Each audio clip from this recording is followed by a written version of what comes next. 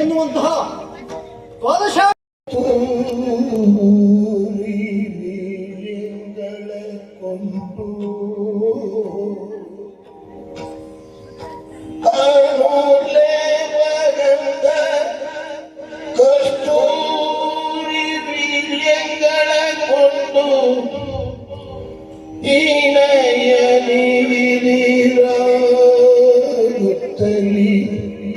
ಬಂಧನು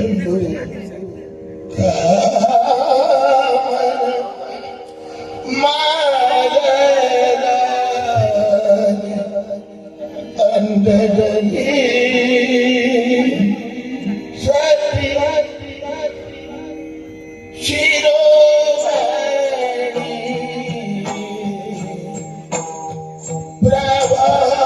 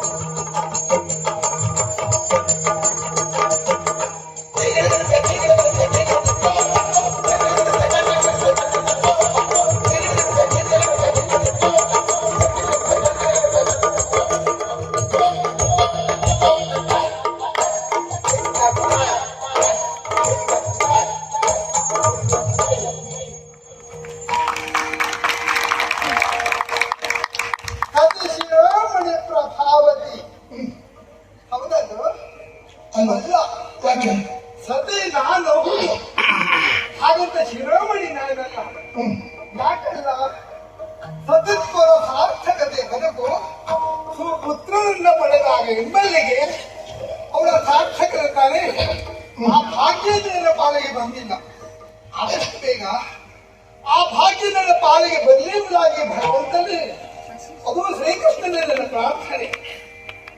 ನಿಮಗೆ ಆಶ್ಚರ್ಯ ಆಗಿರಬಹುದು, ಸೀರೆಯನ್ನ ಹಿಡಿದು ಹುಟ್ಟ ಈ ಬಗೆ ಅದಕ್ಕೆ ಅತಿಯಾದ ಆರನ್ನು ಕಳೆದ ಈ ಆಭರಣವನ್ನು ತೊಡಬೇಕು, ಅರ್ಧ ಚಂದ್ರಾಕ್ಷರದಲ್ಲಿ ತಿಲಕವನ್ನ ಬಿಟ್ಟ ಈ ಬಗೆ ಅಷ್ಟೇ ಅಲ್ಲ, ಕಳೆದಿರುವಂತಹ ಸ್ವರ್ಣದ ಹರಿವಾಣದಲ್ಲಿ ಗಂಧಾದಿ ಕರ್ಪೂರ ವಿಳ್ಳಿನ ಜೊತೆಗೆ ಸಂಪಿಗೆ ಹೂವನ್ನೇ ಆರಿಸಿ ತಂದೆ. ಯಾಕೆ ಅದು ಮತ್ತು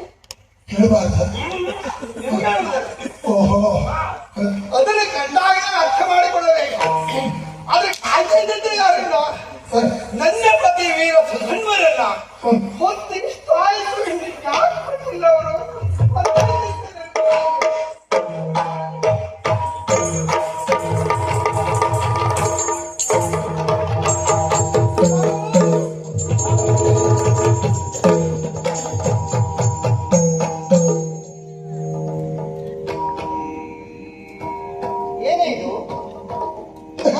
ಒಂದಾಯ್ತು, ಎರಡಾಯ್ತು, ಮೂರಾಯ್ತು. ನಮಸ್ಕಾರ ಅಂದೆ, ಒಳ್ಳೇದಾಗ್ಲಿ ಅಂದೆ. ಇವಾಗ ಕಷ್ಟಕ್ಕೆ ಬಂತಲ್ಲ, ಯಾಕೆ ಯಾವ ಜಾತಿ ನೀವು ಅಂತ ಅರ್ಥ ಆಗುತ್ತಿಲ್ಲ. ಅಂದ್ರೆ ಇಷ್ಟೆಲ್ಲ ಕಷ್ಟಪಟ್ಟು ಈ ಬಗ್ಗೆ ನಮಸ್ಕಾರ ಮಾಡ್ತಾ ಇದ್ದೇನೆ. ಆಗಲಿ ನೋಡಿದ್ರೆ ಗೊತ್ತಾಗ್ತದೆ ನೀನ್ ಕಷ್ಟಪಟ್ಟೆ ಬಂದಿದ್ದೀಯ ಅಂತ. ಅದಕ್ಕೆಲ್ಲ ನಾನು ಹೇಳಿದ್ದು, ಹಾ ಒಂದು ಚಂದ ಹೆಂಡತಿ ಯಾರು ನಮಸ್ಕಾರ ಮಾಡಿದಾಗ ಹಾ.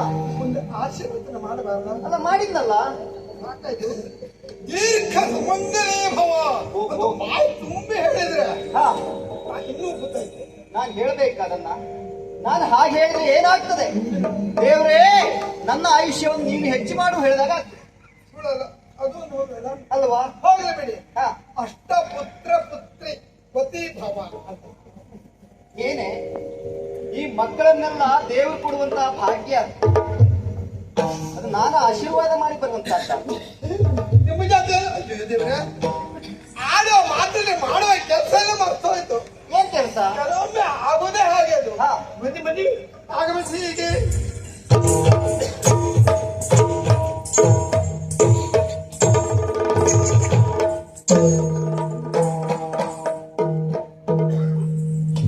ಕೂಡಲೇ ಕೇಳಿದೆ ಬೇಗ. ನಿನ್ನ ಮುಖಾರವಿಂದವನ್ನ ನೋಡಿದ ಮೇಲೆ ಯಾವ ಆಯಾಸವೂ ಇಲ್ಲ.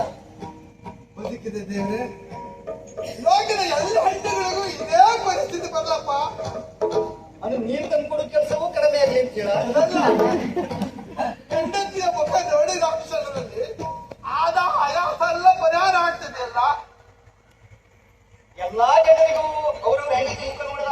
ಹೇಳಲಿಕ್ಕೆ ಆಗುವುದಿಲ್ಲ. ನಾನೇ ನಿನ್ನ ಮುಖ ನೋಡಿದಾಗ ಹಾಗೆ ಅನಿಸ್ತು ಅಂತ. ಈ ಬಗ್ಗೆ ಭಾವ ಯಾವ ಗಂಡನಿಗೋ ಆ ಗಂಡನ ಹೆಂಡತಿ ಬದುಕಿದ ಹಾಗೆ. ಏ ಏ ಏ ಏನೇ ಅದು? ನಾನೇನೋ ಸ್ವಲ್ಪ ಸಂತೋಷವಾಗಿದ್ದೆ. ನಾನು ನೀವು ಇಬ್ಬರೇ ಇದ್ದೇವೆ ಮತ್ತು ಮೂರನೆಯವರ ಶಿವಪೂಜೆ ಮಧ್ಯೆ ಕರಡೆ ಅಂತ ಅಲ್ವದು? ಅಯ್ಯೋ ಅವಳ ಕೆಲಸ ಅಲ್ಲ. ಸ್ವಲ್ಪ ತಣ್ಣೀರು ತೆಗೆದುಕೊಂಡು ಮಾಡಿ. ಏನೇ ಇದು ನಿನ್ನದು? ತಣ್ಣಗಿಲ್ಲ ಅದು. ಆವಾಗ ಕುಡಿಲಿಕ್ಕೆ ಬೇಕಾಗಿ ಹೇಳಿದೆ. ಈಗ ತಣ್ಣೀರು ಒಂದೇ. ಈಗ ತರುವ ತಣ್ಣೀರಿನ ಕೆಲಸ ಅದು ಬೇರೆ ಮಾಡ್ಬಿಡಿ ಇವತ್ತು. ತಣ್ಣೀರಿನಿಂದ ನಮ್ಮ ಈ ಸ್ತ್ರೀ ಪಾದವನ್ನ ಅಯ್ಯೋ ದೇವ್ರೆ, ಅಷ್ಟೇ ಅಲ್ಲ ತೊಳೆದ ನೀರುಂಟಲ್ಲ ತೀರ್ಥ ರೂಪದಲ್ಲಿ ನೋಡಿದ್ಯಾ, ನಿಮಗಿರುವ ಭಾಗ್ಯ ನಮಗಿಲ್ಲ. ನಮಗೆ ತೀರ್ಥ ಕುಡಿಯಬೇಕು ಅಂತಂದ್ರೆ ಎಷ್ಟು ತೀರ್ಥಕ್ಷೇತ್ರ ಸಂದರ್ಶನ ಮಾಡ್ಬೇಕು ಏನು? ನಿಮಗಾದ್ರೆ ಹಾಗಲ್ಲ. ಗಂಡನ ಪಾದ ತೊಳೆದ್ರಾಯ್ತು, ನೀರು ಕುಡಿದ್ರಾಯ್ತು. ಗಂಡನ ಪಾದ ತೊಳೆದ್ರಾಯ್ತು, ನೀರು ಕುಡಿದ್ರಾಯ್ತು. ಒಂದೇ ಪುಣ್ಯ. ಲಾಭ ಉಂಟು. ಸ್ನಾನ ಮಾಡ್ಬೇಕು ಅಂತಾದ್ರೆ ತೊಳೆಯುವ ನೀರನ್ನ ಕೊಡ ಹಾಕಿದ್ರೆ ಅದಕ್ಕೆ ತೀರ್ಥ ಸ್ನಾನ ಮಾಡಿದ್ರಾಯ್ತು. ಎಲ್ಲೆಲ್ಲ ಹೋಗ್ತಿರೋ ಅದೇ ಕುಟುಂಬ ಸ್ನಾನವೇ ಸ್ನಾನ. ಎಲ್ಲೇ ಹೋಗ್ತೀರೋ ಎಲ್ಲೇ ಬರ್ತೀರೋ ಅದನ್ನೆಲ್ಲ ಯೋಚನೆ ಮಾಡಿದ್ರೆ ಪಾದ ತೊಳೆದು ಅದನ್ನೆಲ್ಲ ಯೋಚನೆ ಮಾಡಬಾರ್ದು. ಈ ಶ್ರೀ ಪಾದದ ಮೇಲೆ ಸಂಪೆಗೆ ಹೂವನ್ನ ಹಾಗೆ ಇರಿಸಿದ. ಆ ಸಂಪೆಗೆ ಹೂವನ್ನ ನನಗೆ ಅರ್ಥ ಆಗುವುದಿಲ್ಲ ಇವತ್ತು ನಿಮಗೆ ಈ ಆ ಸಂಪೆಗೆ ಹೂವು ನೋಡಿ ಎಷ್ಟು ಪರಿಮಳ ಅಂತ. ಹೌದು, ಸಂಪಿಗೆ ಹೂಗದು. ಅದನ್ನ ಪ್ರಸಾದ ರೂಪದಲ್ಲಿ ಸ್ವೀಕಾರಿ. ಹೌದೇನೆ, ಸಂಗೀತಾಭ್ಯಾಸ ಮಾಡಿ. ಸರಿ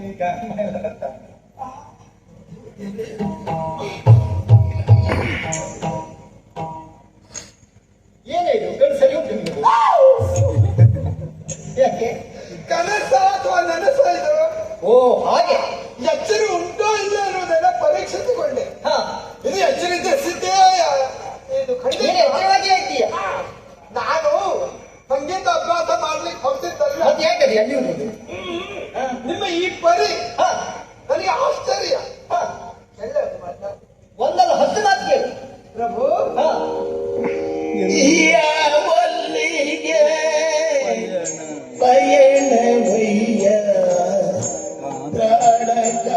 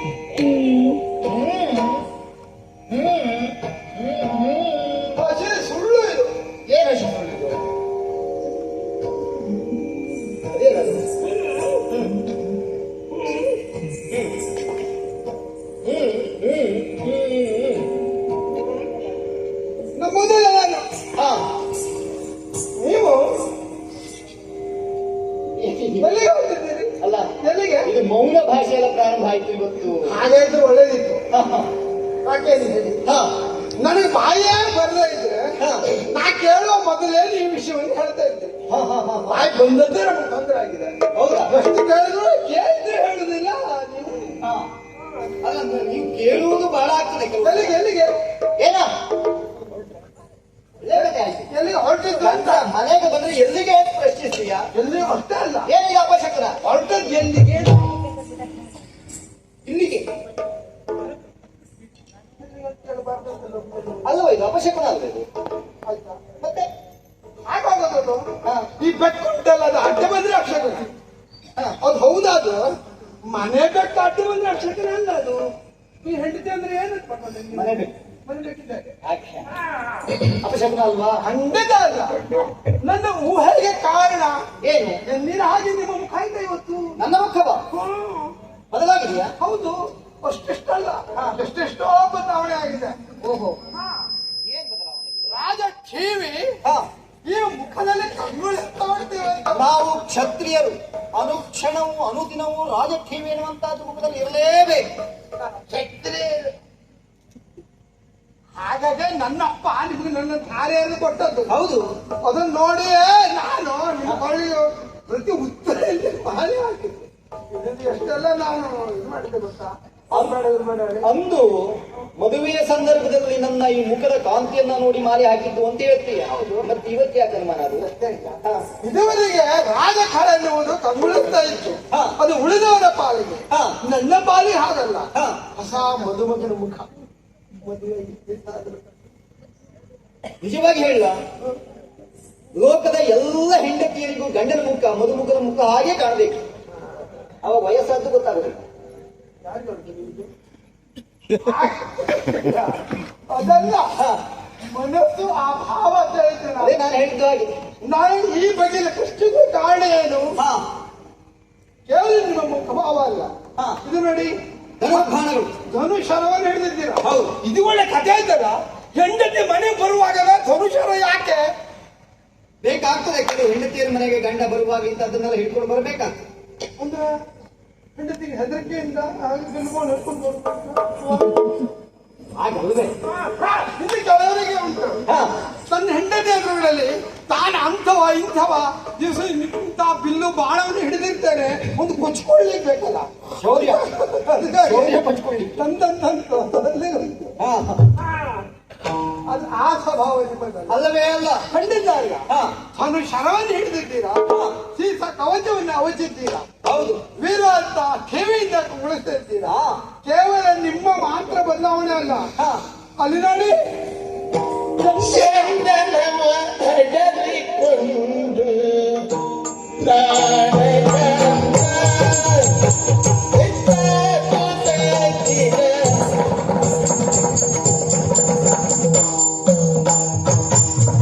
ಚಂದನವ ಅಡರಿಕೊಂಡು ಅಡರಿಕೊಂಡು ಅಡರಿಕೊಂಡು ಪ್ರಾಣಕಾಂತ ಚಂದನವ ಅಡರಿಕೊಂಡು ಅಡರಿಕೊಂಡು ಚಂದನವ ಅಡರಿಕೊಂಡು ಪ್ರಾಣಕಾಂತ ಬಾಬು ಚಂದದಿಂದ ಓ ಪೂಜೆಯಲ್ಲಿ ಬಾಬು ಚಂದದಿಂದ ಓ ಪೂಜೆಯಲ್ಲಿ ಪ್ರಾಣಕಾಂತ ಚಂದನವಾಡಲಿಕೊಂಡು ಪ್ರಾಣಕಾಂತ ಬಾಬು ಚಂದದಿಂದ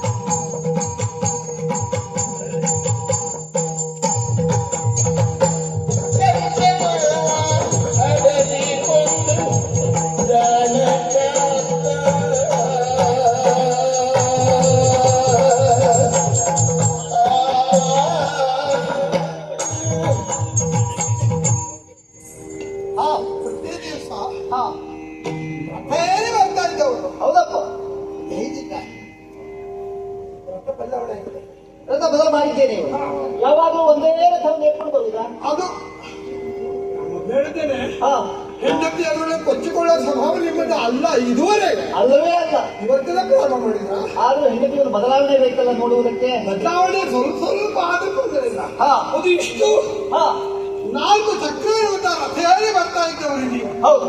ಹೌದಾ? ಹಾ, 4 ಚಕ್ರ ಇದ್ದದ್ದಕ್ಕೆ ಅದು ರಥ. ಹೌದಪ್ಪ. ಇವತ್ತು ಹಾಗಲ್ಲ, 6. ಸಂದನ ಈ ಸಂಧಾನವನ್ನು ಬಳಸುವುದು ಯಾವಾಗ? ಯುದ್ಧಕ್ಕೆ ಹೋಗುವಾಗ. ಆ ಅಂತ ರಥವನ್ನ ಹಾ, ಹೆಂಡತಿಯ ಮನೆಗೆ ಬರುವಾಗ ನೀವು ತಂದದ್ದು ತೋರಿಸ್ಲಿಕ್ಕೆ ಅಂತ ಈಗ ನೋಡುವ. ಸಾಕ್ಷಿ ಬೇಕು ನಿಮಗೆ. ಹಾ, ಸಾಕ್ಷಿ ಬೇಕಾ? ಏನು? ಪ್ರತಿ ದಿವಸ ಹಾ, ನೀವು ರಥ ಇಳಿದ ತಕ್ಷಣದಲ್ಲಿ ಹಾ, ಆ ಕುದುರೆಯನ್ನು ಬಿಡಿಸಿ ಹಾ, ಅವ ಅಲ್ಲಿ ಕಟ್ತಾ ಇದ್ದ. ಹೌದು. ಹೌದಾ? ಇವತ್ತು ನೋಡಿ, ಕಟ್ಟಿದ ಕುದುರೆಯನ್ನು ಬಿಡಿಸಲಿಲ್ಲ ನೀವು. ಇಲ್ಲ, ಅದು ಕೆನೀತಾ ಉಂಟು. ಎಷ್ಟು ಹೊತ್ತಿಗೆ ಅವಳಿಗೆ ಅಪ್ಪಣೆ ಕೊಡುತ್ತಾನೆ ಎನ್ನುವುದಾಗಿ ಕಾಯ್ತಾ. ನಿಮಗಿಂತ ಅವಸರ ಆ ಕುದುರೆಗೆ. ಹಾ, ಅರ್ಥ ಏನು? ಇಲ್ಲಿ ಬದಲಾವಣೆ ಆಗಿದೆ. ಹಾ, ಹಾ, ಎಲ್ಲಿಗೆ ಅಂತ ಹೇಳಿ ಇಷ್ಟು ಬರಬರೇ ಬಿಡ್ತಾ ಇದ್ದೇನೆ. ಹೆಂಡತಿಯ ಅಂತಃಪುರಕ್ಕೆ ಬರುವಾಗ ಇಂಥದ್ದನ್ನೆಲ್ಲ ಕೂಡಿಸಿಕೊಂಡು ಬರಬಾರ್ದು ಅಂತಲ್ಲ. ನನ್ನ ಭಾವವೇ ನಿಮ್ಗೆ ಅರ್ಥ ಆಗಲಿಲ್ಲ ತಮ್ಮಯ್ಯ. ಭಾವಭಕ್ತಿಯಿಂದ ನಾನು ಪ್ರಾಣಕಾಂತ, ಭಾವಭಕ್ತಿಯಿಂದ ನಾನು ಪ್ರಾಣಕಾಂತ.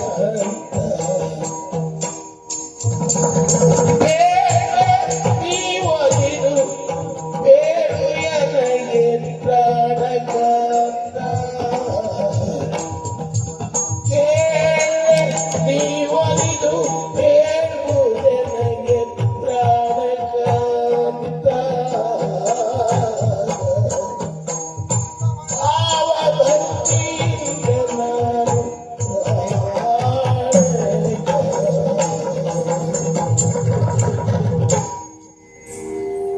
ಹೆಂಡತಿಯನ್ನು ಸತಾಯಿಸಬೇಕು. ಹಾ, ಒಂದು ಮಿತಿ ಇರೋದು ಬೇಕು. ಹಾ, ತಮ್ಮಯ್ಯ ಭಾವಭಕ್ತಿಯಿಂದ ಹಾ, ಅಲ್ಲಲ್ಲ, ಭಕ್ತಿ ಭಾವದಿಂದ, ಭಾವಭಕ್ತಿಯಿಂದಲ್ಲ ಭಕ್ತಿ ಭಾವದಿಂದ. ಕೈ ಮುಗಿದು ಬೇಡ್ತಾ ಇದ್ದೇನೆ. ಹಾ, ಎಲ್ಲಿಗೆ ಅಂತ ಹೇಳಿ ಒಮ್ಮೆ ನೀವು ಹೇಳಿಲ್ಲ ಅಂತಾದ್ರೆ ಹಾ, ಪರಿಣಾಮ ಏನು ಗೊತ್ತಾ? ಏನಾಗ್ತದೆ? ತ್ರಿವೇಣಿ ಸಂಗಮ. ಹಾ, ತ್ರಿವೇಣಿ ಸಂಗಮ. ಅದು ಆಗಲ್ಲ ಇದು. ಹಾ, ಹಾ, ಗಂಗೆಯ ಮನೆ ಭಾಗೀರಥಿ. ಹಾ. ಎಲ್ಲಿಂದ? ಕಣ್ಣಿನಿಂದ. ಕಣ್ಣಿಂದ ತಮ್ಮಯ್ಯ ಹೇಳಿ. ಪ್ರಭಾವತಿ, ಅವನಿಗೆ ನಿನ್ನನ್ನು ಹೇಳುವುದಕ್ಕಾಗಿಯೇ ಬಂದವರಿದ್ದೇನೆ ನಾನು.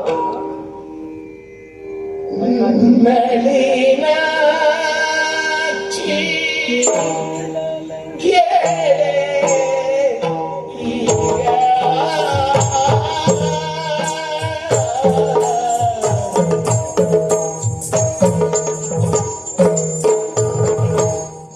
ನಳಿನಾಕ್ಷಿ ಕೇಳೆ ಈಗ. ನಳಿನಾಕ್ಷಿ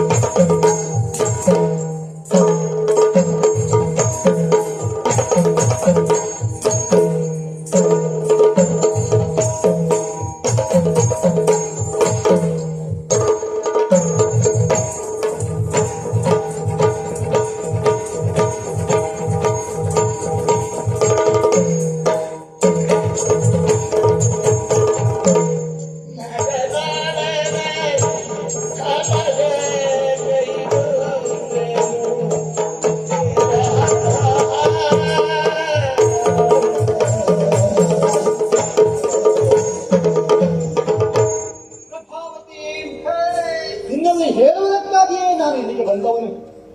ಹೌದು, ಸ್ವಲ್ಪ ತಡವರಿಸಿದ್ದ ಹೌದು. ನನ್ನ ದೇವರು ನನಗೆ ಗೊತ್ತಿಲ್ವಾ? ಹಾ, ಖಂಡಿತವಾಗಿ ಹೇಳೇದಾರು ಗೊತ್ತು. ಹಾಗಿದ್ರೆ ಹಾಗಂತ ಹಾ, ಯಾರೊಪ್ಪಂದು ಹಾ, ಕುತೂಹಲ ಕೆರಳಿಸುವುದೇ ನನ್ನ ಉದ್ದೇಶ. ಹೌದಪ್ಪ, ಕೇಳುವವನು ಎಷ್ಟು ಚೆನ್ನಾಗಿ ಕೇಳ್ತಾನೆ ಎನ್ನುವುದರ ಮೇಲೆ ಚೆನ್ನಾಗಿ ಎಷ್ಟು ಹೇಳುವುದು ಎನ್ನು. ಅದೌದು. ಹಾ, ಎಷ್ಟು ಕುತೂಹಲ ಭರಿತಳು ನಾನು. ಹಾ, ನನ್ನ ಕಿವಿಯಿಂದ ಮನಸ್ಸಾಗಿಸಿಕೊಂಡವಳು. ಹಾ. ಕುತೂಹಲ ಭರಿತಳಾದವಳು. ಹೌದು, ಹೇಳಿ. ಹೇಳ್ತೇನೆ. ಪ್ರಭಾವತಿ, ಈ ಚಂಪಕಾವತಿಯ ನಾಡಿಗೆ ಧರ್ಮರಾಜ ಮಾಡುತ್ತಾ ಇರುವಂತಹ ಅಶ್ವಮೇಧದ ಅಶ್ವ ಬಂದಿದೆ ಎನ್ನುವಂತ ನಿಮಗೂ ಗೊತ್ತಿದೆ ತಾನೆ? ಹೌದು.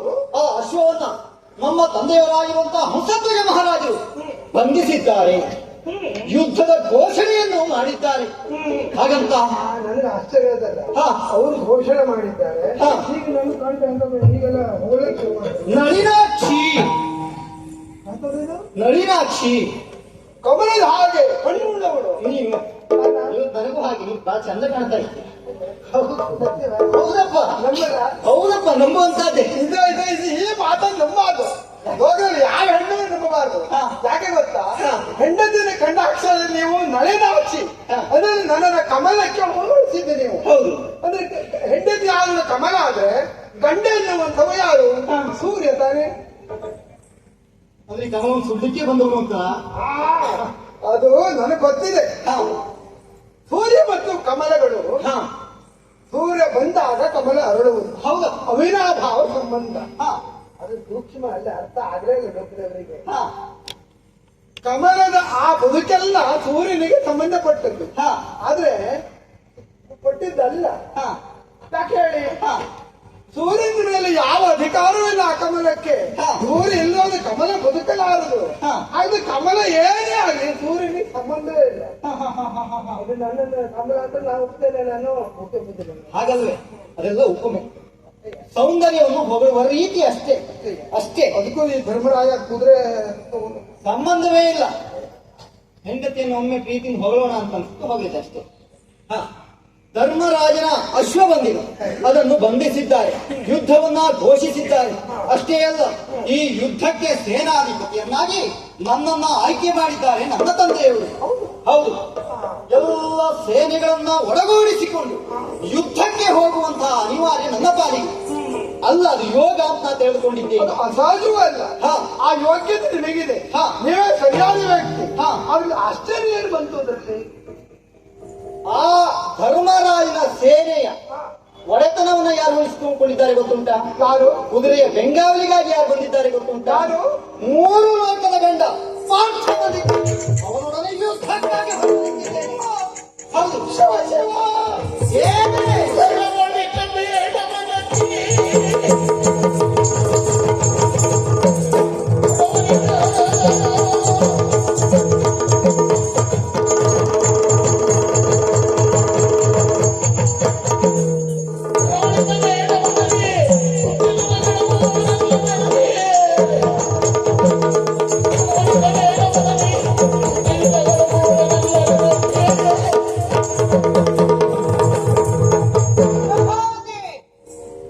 ಏನೇ ಹೆದರುತ್ತಾ ಇದೆಯಾ? ಹೆದರುವಂತಹ ಅಗತ್ಯವೇ ಇಲ್ಲ. ಪಾರ್ಥನೊಡನೆ ನಾನು ಯುದ್ಧಕ್ಕೆ ಹೊರಟಿದ್ದೇನೆ ಎಂದುವುದನ್ನು ಕೇಳಿದ ಕ್ಷಣವೇ ನಿನಗೂ ಅರಿವಿಲ್ಲದೆ ಬಾಯಿಂದ ಶಿವ ಶಿವ ಎನ್ನುವಂತಹ ಉದ್ಗಾರ. ಹೆದರುವಂತಹ ಅಗತ್ಯವಿಲ್ಲ. ಆ 3 ಲೋಕದ ಗಂಡ ಪಾರ್ಥನನ್ನ ಸಮಾಧಾನದಲ್ಲಿ ಯುದ್ಧದಲ್ಲಿ ಗೆಲ್ಲುತ್ತೇನೆ. ವಿಶ್ವಾಸವಿದೆ ನಿನ್ನ ಗಂಡ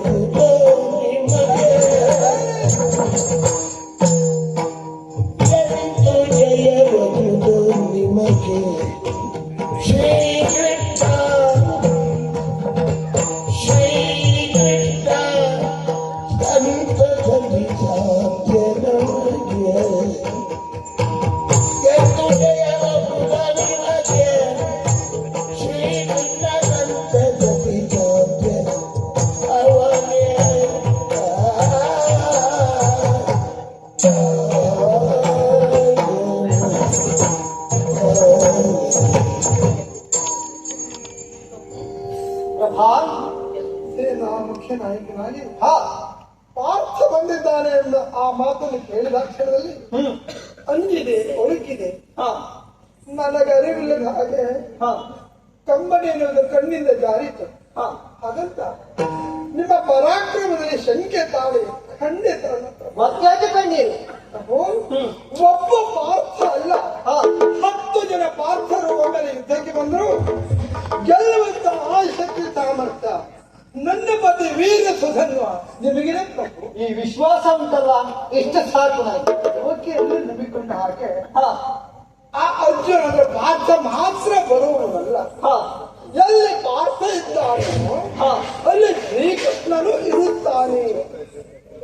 ಯೋಚನೆ ಮಾಡಿ, ತನ್ನ ಸಹಸ್ರನಾಮದಲ್ಲಿ ಹಾ, ಪಾರ್ಥ ಸಾರಥಿ ಎಂಬ ಹಾಗೆ ನಾಮವನ್ನು ಅಳವಡಿಸಿಕೊಂಡಿರುವಂತ ಆ ಕೃಷ್ಣ, ಹಾ, ಆ ಕೃಷ್ಣನ ಬೆಂಗಾವಲಿ ಇರುವಂತ ಆ ಹೊತ್ತಿನಲ್ಲಿ ಪಾರ್ಥನನ್ನ ಎಲ್ಲಾದ್ರೂ ಯಾರಾದ್ರೂ ಕೇಳಲಿಕ್ಕೆ ಸಾಧ್ಯ ಉಂಟಾ? ಅರ್ಜುನ ಬರುತ್ತಾನೆಂಬ ಬಗ್ಗೆ ಹೆದರಿಕೆ ನನಗಿಲ್ಲ. ಹಾ, ಅರ್ಜುನನ ಜೊತೆಯಲ್ಲಿ ಹಾ. ಕೃಷ್ಣ ಬರುತ್ತಾನೆ ಅಲ್ಲಿ. ಅಲ್ಲ,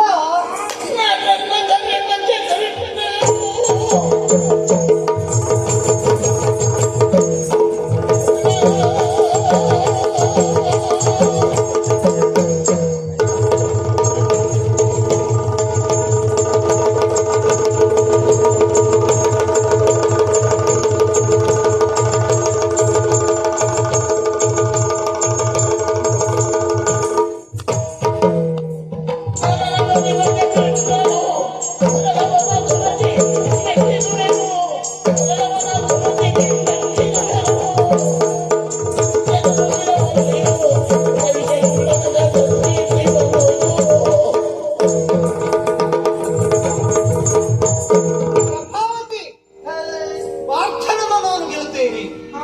ಖಂಡಿತವಾಗಿ ಹೌದು. ಪಾರ್ಥ ಸೋತ ಆ ಗಳಿಗೆಯಲ್ಲಿ ಕೃಷ್ಣ ಬರ್ತಾನೆ.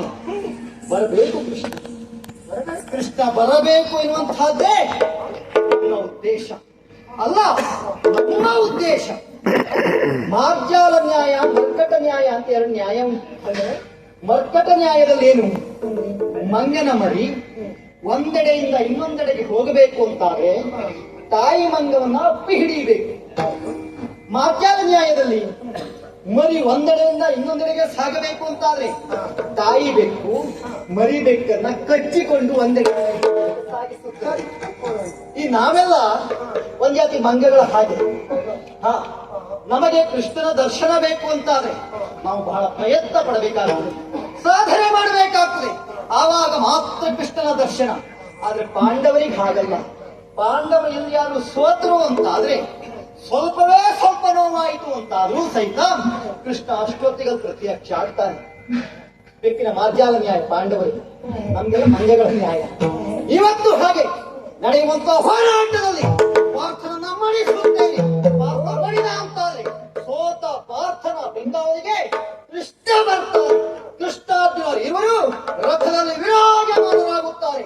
ಅಂತಹ ಸಂದರ್ಭದಲ್ಲಿ ಅವರಿರುವರೊಡನೆ ಪ್ರಾಣಾಪಾಡಿಯಾಗಿ ಹೋರಾಡುತ್ತೇನೆ. ಹುಬ್ಬು ತಡೆದ ಪರಮಾವಧಿ ಇದು. ನನ್ನ ಉದ್ದೇಶವನ್ನ ಕೇಳು ಪ್ರಭಾವತಿ. ಕೃಷ್ಣ ಇದ್ದಾಗ ಪಾರ್ಥನನ್ನು ಯಾರು ಗೆಲ್ಲಲಿಕ್ಕೆ ಸಾಧ್ಯ ಉಂಟಾ? ಉಂಟಾ? ಗೆಲ್ಲುವುದಕ್ಕೆ ಸಾಧ್ಯವಿಲ್ಲ ಅಂತ ಗೊತ್ತುಂಟು. ಆದ್ರೆ ಉಸಿರು ಶಾಶ್ವತವಲ್ಲ, ಹೆಸರು ಶಾಶ್ವತ, ಕೀರ್ತಿ ಶಾಶ್ವತವಾಗಿರುವಂತಹದ್ದು. ಅವರಿರುವರೊಡನೆ ಹೋರಾಡಿ ಶಾಶ್ವತವಾಗಿರುವಂತಹ ಮೋಕ್ಷ ಸಾಮ್ರಾಜ್ಯವನ್ನ ಸುಮ್ಮನೆಗೊಳ್ಳುತ್ತೇನೆ.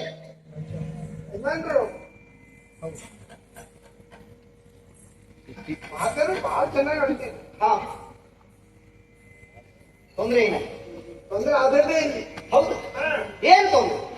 ಏನಂದ್ರೆ ಯುದ್ಧವನ್ನು ಬಹಳ ಮಾಡ್ತೀನಿ. ಮಾಡ್ತೇನೆ.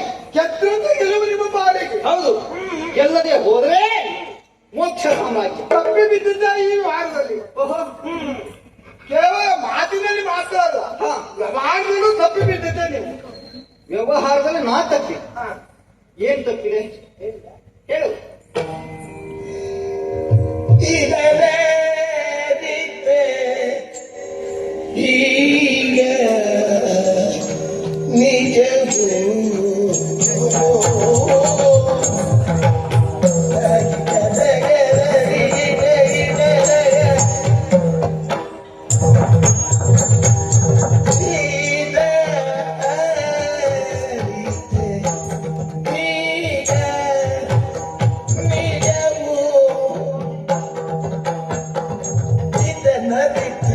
ಈಗ ನಿಜವೂ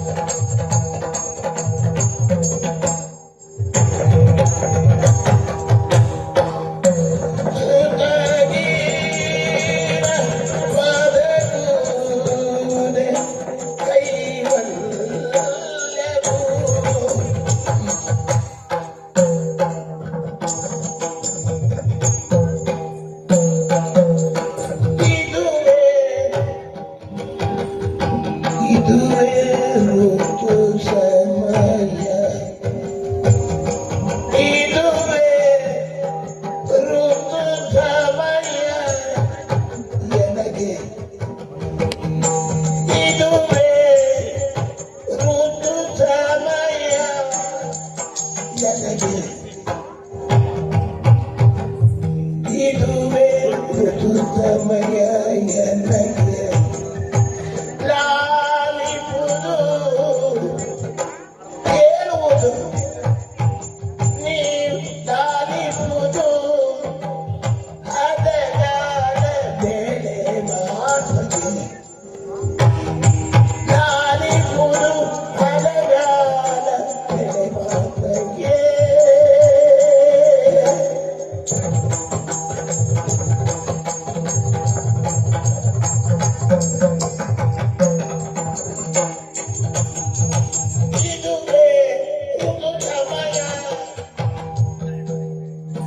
ನನಗೆ ಋತು ಸಮಯ ನಿಮಗೆ ಬೆಳೆ ಮಾಡುವೆ ಲಾಲಿಪುದು ಬೆಳೆ ಮಾಡುವೆ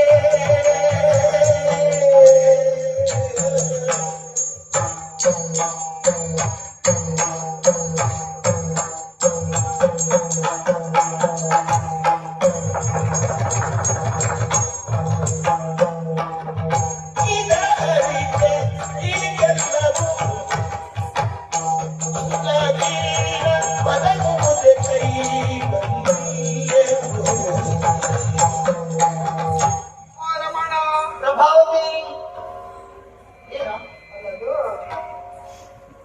ಹೇಗೆ ಹೇಳಿ ಅಂತ? ಬಾಯಲ್ಲೇ ಹೇಳು. ಯಾವ ಬಾಯಿಲಿ ಹೇಳಿ? ಅದೇ ನಿನ್ನ ಬಾಯಿಂದಲೇ ಹೇಳು. ಅದಲ್ಲ, ಹಾ, ಯಾವ ಪರಿಯಲ್ಲಿ ಹೇಳಿ? ಹಾಗೆ ಏನು ಸಮಸ್ಯೆ ಆಯ್ತು ಈಗ? ಹಾ, ಹೀಗೆ ಹೇಳ್ತೇನೆ. ಯಾರು ಬೇಕಾದ್ರೂ ಹೇಳು, ನೀನು ಹೇಳುವುದೆಲ್ಲವೂ ಚಂದವೇ. ಹಾ ಈ ಲೋಕದಲ್ಲಿ ಹಾ ಬುದ್ಧವಂತನಾಗಿದ್ದ ಒಬ್ಬ ರೈತ ಇದ್ದಾನೆ ಅಂತ ಇಟ್ಕೊಳ್ಳಿ. ಹಾ ಆ ರೈತ ಹಾ ಏನ್ ಮಾಡ್ತಾನೆ ಗೊತ್ತಾ? ಹಾ ಏನ್ ಮಾಡ್ತಾನೆ ಗೊತ್ತಿಲ್ಲ. ಈ ಭೂಮಿಯನ್ನ ಹಾ ಬುದ್ಧಿ ಬಿತ್ತುವುದು ಯಾವಾಗ? ಆ ಮಳೆಯಲ್ಲಿ. ಹಾ ಮಳೆ. ಹಾ ಹಾ ಮಳೆಗಾಲ ಮಳೆ ಬೇಕು ಅಂದಾಗ ಆ ಹಸಿರಲ್ಲಿ ಹೌದು. ಬಿತ್ತಿದ್ರೆ ಮಳೆ ಬರ್ತದೆ. ಹಾ ಒಳ್ಳೆ ಬೆಳೆ ಬರ್ತದೆ. ಬೀಜ ಮೊಳಕೆ ಹೊಡಿತು. ಇನ್ನು ಅರ್ಥ ಆಗ್ಲಿಲ್ಲ ನಿಮ್ಗೆ? ಮತ್ತೆ ನೀನು ಹೇಳಿಯಲ್ಲ, ರೈತ ನೋಡುವ ಹರಿದ್ರ ಮಳೆಯಲ್ಲಿ ಬೀಜವನ್ನ ಬಿತ್ತಿದ್ರೆ ಮೊಳಕೆ ಹೊಡಿತದೆ, ಮೊಳಕೆ ಸಸಿ ಆಗ್ತದೆ, ಸಸಿ ಆಮೇಲೆ ಫಲ ಬಿಡ್ತದೆ. ಅಲ್ವಾ ಇಷ್ಟೇ ಅಲ್ವಾ? ಹೌದು. ಹಾ.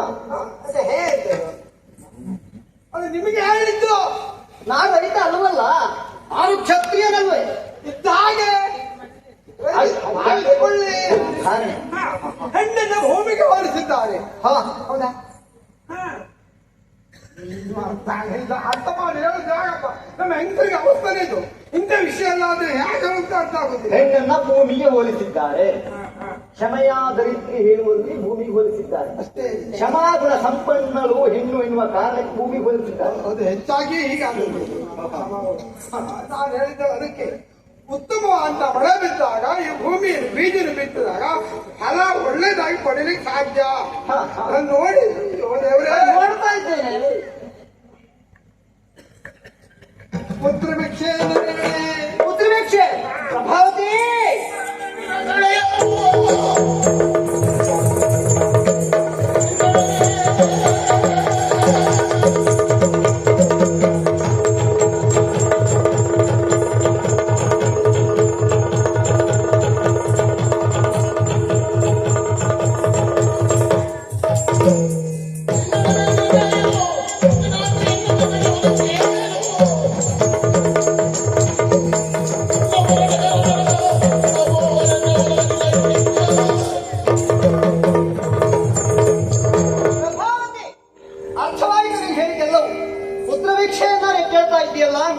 ಇವತ್ತಿನ ದಿನ ನಿನ್ನೊಡನೆ ಕಳೆಯಲು ನನಗೆ ಪಿತನ ಆಜ್ಞೆಯು ತಂದೆಯವರ ಆಜ್ಞೆಗೆ ಮೊದಲ ಪ್ರಾಶಸ್ತ್ಯ.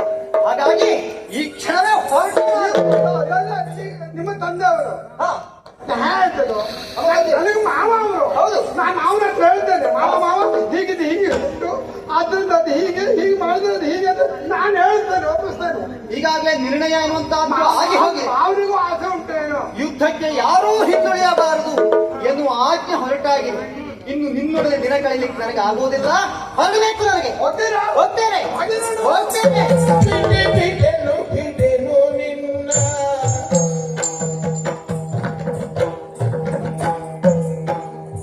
ಬಿಡೆನು ಬಿಡೆನು ಬಿಡೆನು ಬಿಡೆನು ಬಿಡೆನು ನಿನ್ನ ಎನ್ನ ಕೂಡಗು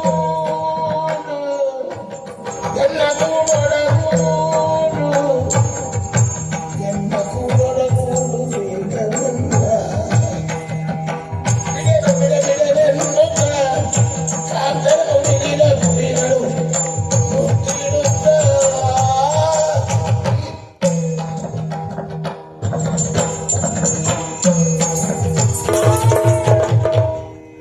ಒಂದು ಮಾತು ನೆನಪಿರ್ಲಿ. ಏನು ಹೊರಟು ಹೋಗ್ತಾರೆ ನೀವು. ಹೋಗ್ತೇನೆ. ಹೋಗಿ ನೋಡುವ ಹೇಗೆ ಹೋಗ್ತೀರಿ. ಬುದ್ಧಿ ಗೊತ್ತಾ ನಿಮಗೆ? ಏನು ಗಂಡಸೊಬ್ಬ ಹೆಂಡತಿಯ ಮನೆಗೆ ಬರುವಾಗ ಹಾ. ಅವನ ಸ್ವಂತ ಇಚ್ಛೆ. ಹಾ ಹಾ ಹೆಂಡತಿಯ ಮನೆಯಿಂದ ಹೊರಗೆ ಹೋಗುವಾಗ ಹಾ. ಅದು ಈ ಹೆಂಡತಿ ಇಚ್ಛೆ. ಆದ್ರೆ ಈ ಹೆಂಡತಿ ಗಂಡನ ಹೆಂಡತಿ ಇರುವಂತದ್ದನ್ನು ಮರಿಬೇಡ. ಅದು ಒಂದು ಹಾ. ಈ ಮನೆಗೆ ಹಾ. ಯಜಮಾಂತಿ ಯಾರು? ಯಜಮಾನ ಯಾರು? ಸುಳ್ಳಲ್ಲದು ಹೌದು. ಹೋಗ್ತೀರಾ? ಹೋಗ್ತೇನೆ ಹೋಗ್ತೇನೆ. ತಪ್ಪು? ಬಿಡನು ನಿಮ್ಮ ಪ್ರಭಾವತಿಯನ್ನು ಇಷ್ಟೇ ನಿವಾಸ ಮಾಡಿಕೊಂಡಿದ್ದು. ಅಧರ್ಮದ ಹಾದಿಯಲ್ಲಿ ನಾವು ಹೋಗಿದ ಹಾಗೆ ತಡಿ ಹಿಡಿಯುತ್ತೇನೆ ಎಂಬುದಾಗಿ ನನ್ನ ಮಾತಿನ ಅರ್ಥ. ಮದುವೆಯಾಗಿ ಇಷ್ಟು ವರ್ಷಗಳಾದ್ರೂ ಪ್ರಭಾವತಿಯ ಮನಸ್ಸಿನ ಈ ಅರ್ಥ ಏನು ಎಂಬುದಾಗಿ ಆಗದೆ ಹೋಯ್ತಲ್ಲ. ಹಗ್ಗದಿಂದ ಬಂಧಿಸಿಡುವಂತಹ ಶಕ್ತಿ ನನ್ನ ಪಾಲಿಗಿಲ್ಲ. ಧರ್ಮದ ಹಾದಿಯಲ್ಲಿ ನಾವು ಹೋಗದ ಹಾಗೆ ತಡೆಯುವಂತಹದ್ದು ನನ್ನ ಉದ್ದೇಶ. ಪ್ರಭು, ನನ್ನನ್ನು ನಿಮಗೆ ನನ್ನ ತಪ್ಪ ಹಾದಿಯಲ್ಲಿ ಕೊಡುವಾಗ ಅಷ್ಟಪುತ್ರ ಪುತ್ರಿವತಿ ಆಗುವುದಾಗಿ ನನಗೆ ಆಶೀರ್ವಚನ ಮಾಡಿ ಈ ಮನೆಗೆ ಕಳಿಸಿಕೊಟ್ಟದ್ದು. ಪೌರೋಹಿತರ ಆದಿಯಾಗಿ ಮಕ್ಕಳನ್ನು ಪಡೆದ ಎರಡಕ್ಕೂ ಉದ್ಧರಿಸ ಮಗಳೇ ಎಂಬುದಾಗಿ ಆಶೀರ್ವಚನವನ್ನು ಮಾಡಿದರು. ಅವರ ಆಶೀರ್ವಚನದ ಹಾಗೆ ನಾನು ನಡೆಯಬೇಕೆಂಬುದಾಗಿ ಭಾವಿಸಿದರೆ ಅದು ನನ್ನದೇ ತಪ್ಪ. ನಿಮ್ಮ ತಾಯಿಯಾಗಿರುವಂತಹ ಸುಗರ್ಭಾದೇವಿ ನಿಮ್ಮಂತಹ 4 ಜನ ಮಕ್ಕಳಿಗೆ ತಾಯಿ ಎನಿಸಿಕೊಂಡು ತನ್ನ ಹೆಸರನ್ನ ಸಾರ್ಥಕತೆ ಪಡಿಸಿಕೊಂಡು ಅತ್ತೆಯ ಆದರ್ಶದ ಹಾದಿಯಲ್ಲಿ ಸೊಸೆಯಾದ ನಾನು ಹೋಗಬೇಕೆಂಬುದಾಗಿ ಭಾವಿಸಿದರೆ ಅದು ನನ್ನದು ತಪ್ಪ. ಲೋಕದ ಜನತೆ ಎಲ್ಲ ನನ್ನನ್ನ ಬಂಜೆ ಎಂಬುದಾಗಿ ಬಟ್ಟಿಟ್ಟು ತೋರಿಸ್ತಾ ಇದೆ. ಪ್ರಭು, ಆ ಬಂಜೆ ಎನ್ನುವಂತಹ ಪಟ್ಟಣದಿಂದ ವಿಮುಖಳಾಗಬೇಕು ಎಂಬುದಾಗಿ ನಾನು ಭಾವಿಸಿದ್ರೆ ಅದು ನನ್ನದ ತಪ್ಪ. ಇಷ್ಟೆಲ್ಲ ತಪ್ಪು ಎಂಬುದಾಗಿ ತಮ್ಮ ಭಾವನೆ ಆಗಿದ್ರೆ ಒಂದು ಕೆಲಸ ಮಾಡ್ತೀರಾ? ಈ ಪ್ರಭಾವತೆ ಹಣ ತೊಳೆದು ಮುಂದಡೆ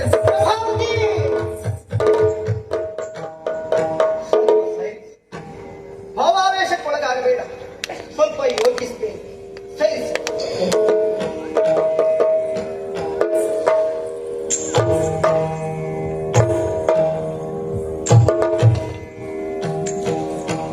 ಸತಿಗೆ ಷೋಡಶದ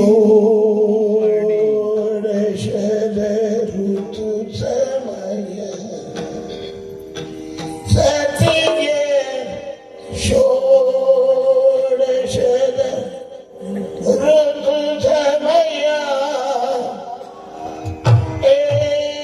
ಏಕಾದಶಿ ವ್ರತ ಅನಂಗ್ಯ ಶ್ರಾದ್ದ, ಇನಿತೊಂದು ದಿನವೇ ಸಂಗತ ಮಾಡೋಡಿಯಂತು ಕರ್ತವ್ಯವೇನೆ, ಪೈತೃಕದ ಶೇಷಾನ್ನ ಅಗ್ರಾಣಿತೆ,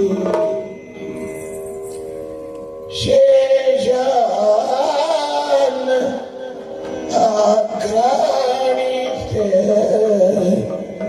ಕೃತ ಭೋಜ ಮಾತುಕ ನಡುವಿರುಳಗಡೆದ ವನಿತೆಯನ್ನೊಡಗೂಡಬಹುದು. ಅದರಿಂದ ಧರ್ಮ ಪದ್ಧತಿಯ ಈಕ್ಷಿದೆ ಇವಳ ಮೀರುವುದು ಮತವಲ್ಲ ಎಂದವನು ತಿಳಿದನು.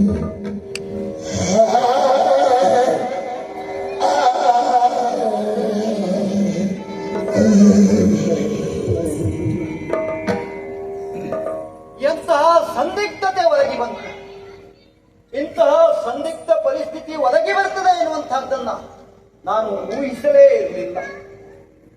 ಸತಿಗೆ ಷೋಡಶದ ಋತು ಸಮಯ, ಪಿತನಾಗಿ ಶ್ರೀ ಹರಿಯನ್ನ ಕಾಣುವುದಕ್ಕಾಗಿ ಹೊರಟು ನಿಂತವನು. ಅಂದರೆ ಪಿತನಾಜ್ಞೆ ಎನ್ನುವಂತಹದ್ದು ಪಿತೃವಿನ ಶ್ರಾದ್ದಕ್ಕೆ ಸಮಾನ.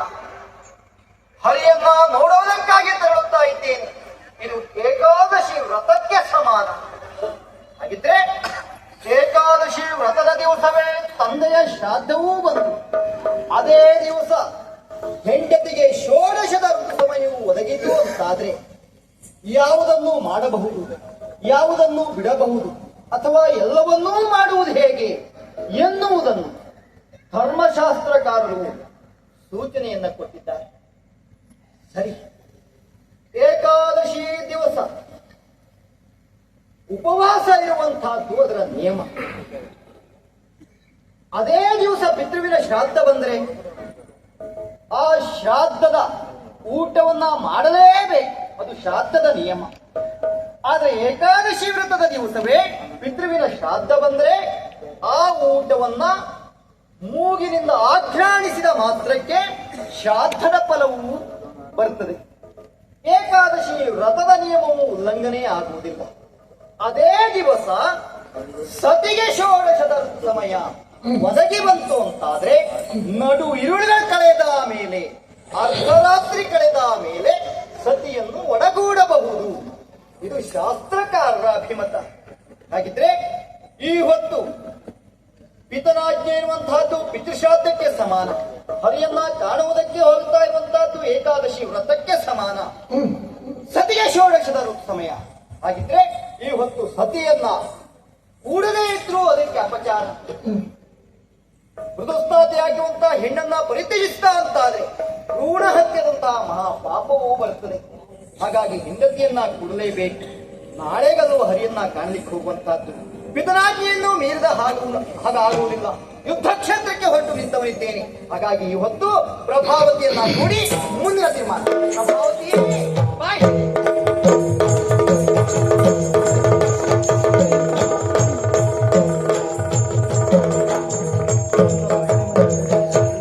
ಸುಧನ್ವ ಪ್ರಭಾವತಿ ಆಖ್ಯಾನದ ತುಣುಕನ್ನ ಪ್ರದರ್ಶಿಸಿದ